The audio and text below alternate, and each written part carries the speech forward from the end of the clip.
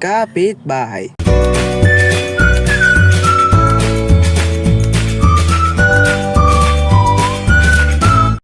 Yun! Sila yung madalas nating kasama o kasalo sa isang lugar. Meron ding nakakainis or masayang kapitbahay. Kaya't ibibigay ko sa inyo ang top 5 na mga kapitbahay na nasa paligid natin. Game? Ang una naman yan is the normal. Ito yung kapitbahay na simple lang. Normal na tahanan, normal na pamilya, simpleng pamumuhay ika nga. Ang pangalawa naman is the nagtitinda. Ito yung mga kapitbahay na kung ano-ano mga paninda nila. French fries, cheese sticks, kikiam at marami pang iba. At first time kong nakabili sa tindahan na yan. Pabili po. Ano po? Pabili nga po ng french fries. Sige, magantay ka lang. Later on. Wow! Nakatakam naman. Pero teka, ba't walang cheese powder? Nakalimutan ko pala sabihin sa'yo. Wala na pala kaming cheese powder, sorry. Emotional damage! Ay nako, kung bibili pa naman din ng french fries, wala pa man cheese powder. Anyways, pangatlo na tayo. Ito ang pangatlo na to sa pang nakakainis din. Ang tawag ko dito, utang style. Ito yung mga kapitbahay na araw-araw na lang nangungutang. Yung tipong pabalik-balik sa tindahan para lang mangutang. Ang masakap pa yan is yung hindi ka nagbabayad. Tao po. Oh, may problema po ba? Yung anak niyo po kasi, araw-araw na lang pabalik-balik sa tindahan, hindi nagbabayad ng utang. Magkano po yung utang namin? Oh, ito.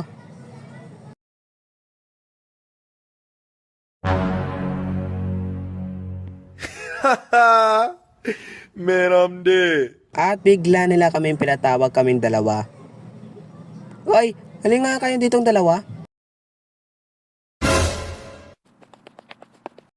Ngayon pa lamang sinabi ko to sa'yo na bawal kayo pangutang-utang sa tindahan na yan. Hindi ba meron kayong pera? Ikaw kasi, utang kasi tayo ng utang. Bigla yung pumasok sa isip ko eh. Magsitahimik ka kayo! Yeah! Nagdadadala pa kayo habang pinapagalitan ko kayo? Sige, sa ngayong araw na ito, bawal na kayo bumili sa tindahan na yan at mangutang. Naintindihan niyo ba yung mga sinabi ko? Naintindihan mo ba ako yung sinabi ko? Opo. Ay nako, ang inuwayan namin, sermon. Pero nabayaran naman yung utang na yan.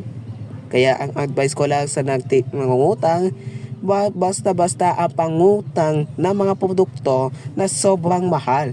Especially sa kuryente, na kapag lalabas ka ng bahay, lagi patayin ng kuryente para hindi maputulan at para wala ng dagdag na mga bayarin.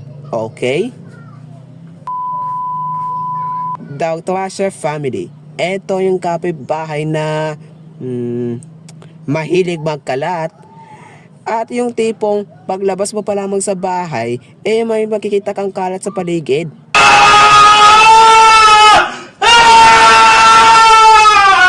Ayoko nang mabuhay dito. At ang last naman ay tinatawag kong video cat time. Sige, kantaan na. Ang galing, galing ka sa mayaw, galing kang gumalaw, galing ka sa mayaw, galing kang gumalaw, galing ka sa mayaw, sikabin na mukhang panot.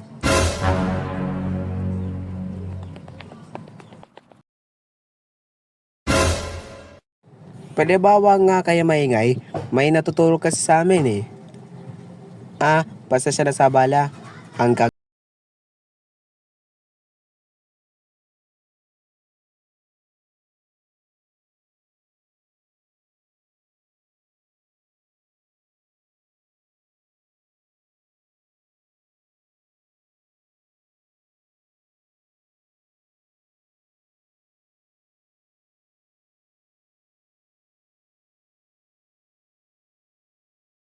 ko, magpatulog kayo!